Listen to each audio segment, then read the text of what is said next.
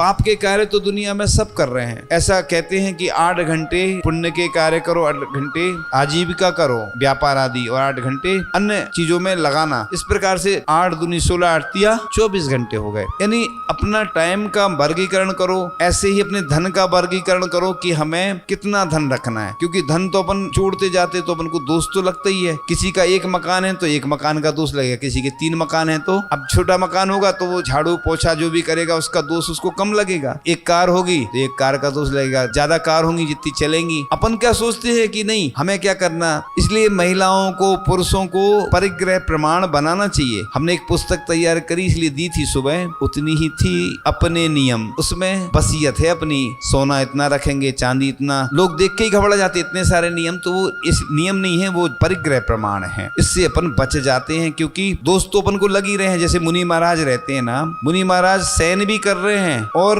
एक प्रतिमाधारी सामयिक कर रहा है उसी समय, और महाराज जी शयन कर रहे हैं, तो नजरा किसकी ज्यादा होगी? मुनिराज की होगी। क्यों होगी? क्योंकि मुनिराज के महाव्रत हैं, भले ही वो ग्रस्त है, सामयिक भी कर रहा है। तो इसी प्रकार से अगर परिग्रह का प्रमाण बना लिया, मुनिराज का तो रहता ही है नियम, हमेशा को त्याग कर देते हैं। श्रावक भी अगर परिग्रह का प्रमाण बना ले तो बस उसको दोष कम लगेंगे। इसलिए अपन को हर वस्तु का, इतनी हम कार रखेंगे, विदेश जाने का त्याग रहेगा, इतने वस्त्र रखेंगे, इतना सोना चांदी रुपया। अब कई लोग बोलते और ज्यादा आ गया तो व्यवस्था है ना मंदिर के लिए, और क्या। वो एक कहानी आती है एक सेठ की कि उसने नियम ले लिया, फिर उसके गाय बढ़ गई इतनी, गाय ने बछड़े दे दिए तो उसने फिर दूध भी दान कर देता था और बछड़ों का दान कर देता था। तो ये परिग्रह प्रमाण इसलिए नहीं बनाया जाता है, क्योंकि अगर नियम नहीं बनाओगे तो रखते जाओगे। हाँ, कोई की वस्त्र की दुकान है तो साड़ी का वो प्रमाण उसमें नहीं आएगा। वो घर में है, सोना चांदी सबका है पूरा, तो अपने हिस्से में कितना आ रहा है मोटा मोटा लिया जाता है। इसका एकदम एक्यूरेट थोड़ी होता है, क्योंकि बंटवारा तो हुआ नहीं अभी। तो अपन बर्तन का, वस्त्रों का, जो सामूहिक चीजें हैं उसमें अपना परसेंट का